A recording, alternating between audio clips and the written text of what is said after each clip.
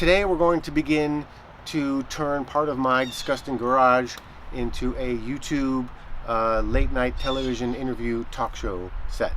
This is part 1. Please welcome Brian Kelsey. There is a dynamic, a moment, right here.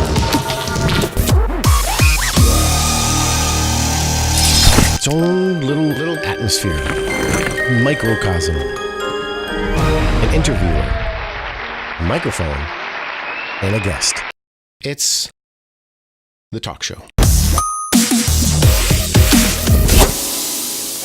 And it's been an obsession of mine for as long as I've been watching TV, which is a really long time. So I thought, why not build a late night TV talk show set in my garage? Now I have no heat down there, no guests, not many people watching. My washer and dryer is like right next to there, so it's a little tricky, but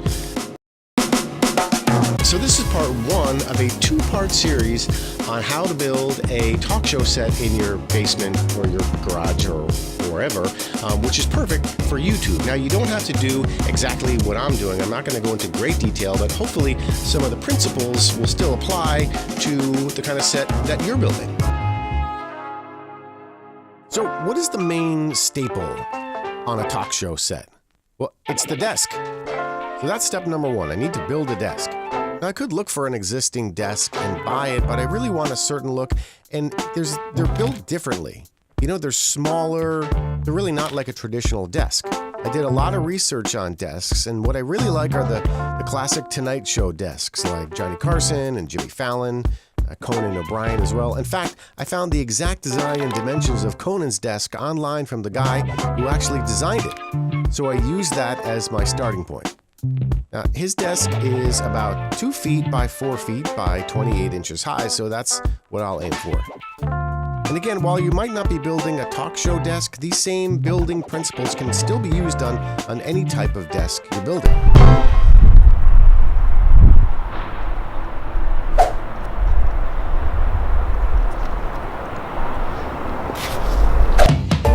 So I'm trying to make this desk look like it was made out of really thick wood. So what I'm going to do is glue together pieces of 3/4 inch plywood.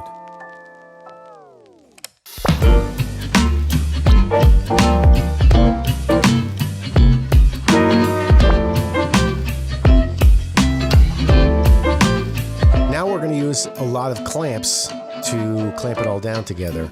And you see I'm using pieces of wood there. That's because I don't want to damage the face of the plywood.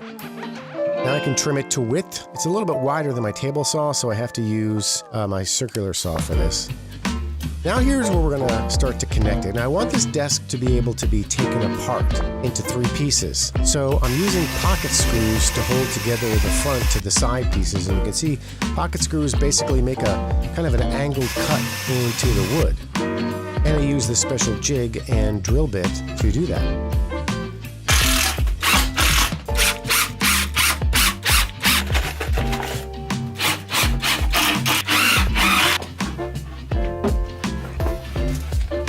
What you're looking at right now is the underside of the top of the desk. You can see here that I've built it up 2 pieces of 3/4 inch plywood. Then I added, to make it even thicker, a piece of 1/2 inch plywood, but I only did it on the edges. And that other piece there, that is kind of the spacer to make it look like the top of the desk is floating.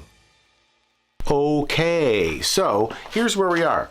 So I've got the front all done, but I'm still trying to come up with a design because I want to have kind of like an Art Deco design. So I was thinking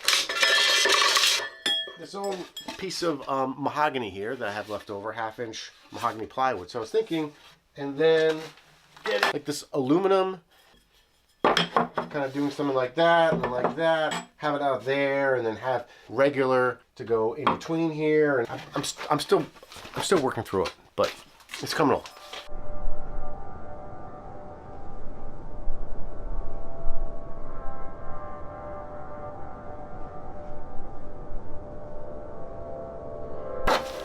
So now we have to deal with covering up the edges of the plywood. Now we can do that two ways. We can put actual solid wood over it, or we can do what I'm going to do, which is to put a wood veneer. Now veneer is just a super thin piece of wood, and it's applied in three ways. You can either put some glue on and glue it on like that, or you can get the kind of veneer that has a backing that when it's heated, it activates the glue. So like you put it on with an iron and it would stick on like that.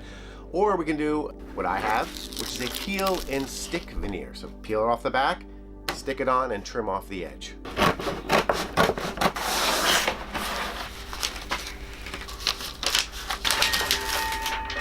So I couldn't find my J-roller, which is that tool right there, so I just used a piece of wood to flatten it.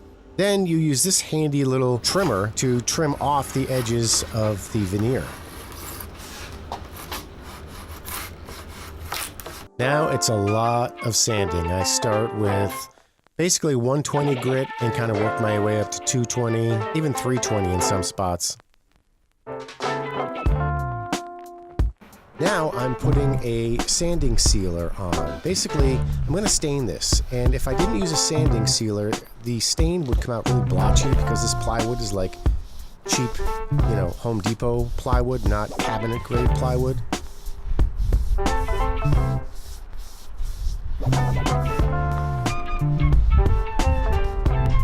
Now it's time for the stain. So I picked a sort of, it's called gun stock.